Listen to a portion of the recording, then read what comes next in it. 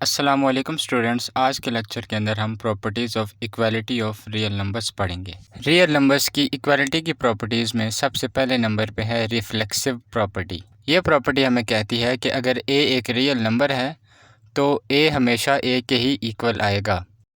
दूसरे नंबर पे जो प्रॉपर्टी है उसका नाम है सिमेट्रिक प्रॉपर्टी। इस प्रॉपर्टी के मुताबिक अगर ए और बी हमारे पास दो रियल नंबर्स हैं और ए हमारे पास बी के इक्वल है तो हमेशा बी भी हमारे पास ए के इक्वल आएगा। इसकी हम एग्जांपल भी करेंगे।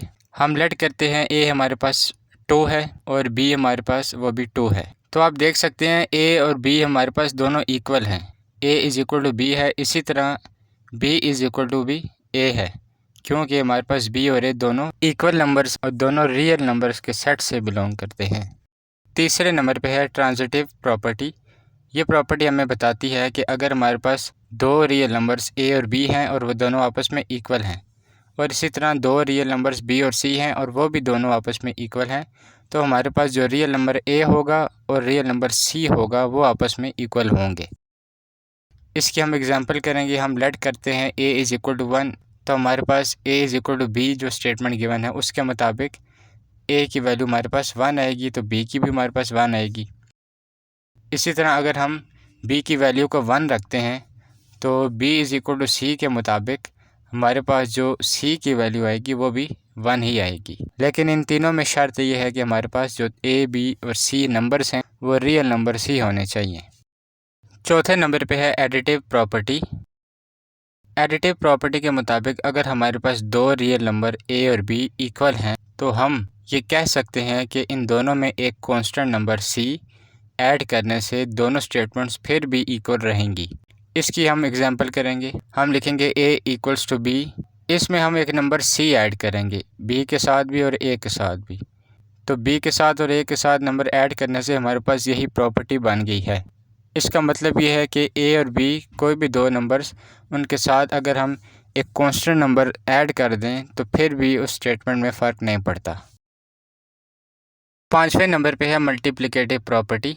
यह प्रॉपर्टी हमें कहती है कि अगर ए और बी दो रियल नंबर्स हैं और दोनों इक्वल हैं तो इनके साथ सेम ही नंबर मल्टीप्लाई करने से दोनों की इक्वलिटी पे फ़र्क नहीं पड़ेगा।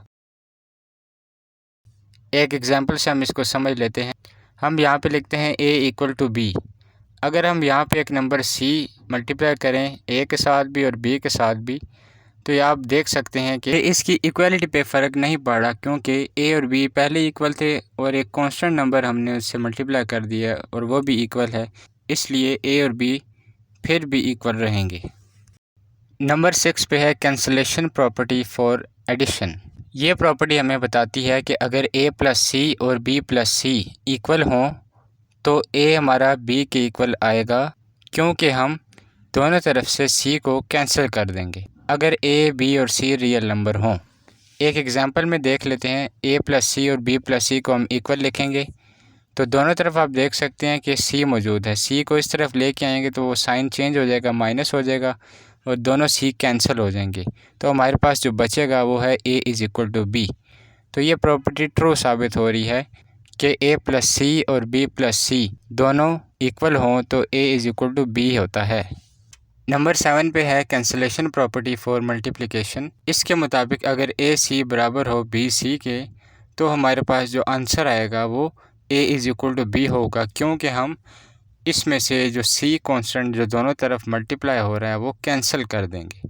एग्जांपल में देखें, ए सी बराबर है बी सी के, तो हम यहाँ पे जो सी कांस्टेंट है वो दूसरी तरफ डिवाइड कर देंगे, तो ये जो सी है ये कैंसिल हो जाएगा। इस तरह हमारे पास स्टेटमेंट आ जाएगी ए इक्वल्स टू बी। तो स्टूडेंट्स, ये थी हमारी रियल नंबर्स की इक्वालिटी की प्रॉपर्टीज़। उम्मीद करता हूँ कि आपको अच्छी तरह समझ आ गई होंगी। मिलते हैं नेक्स्ट वीडियो के अंदर, तब तक के लिए अल्लाह हाफिज़।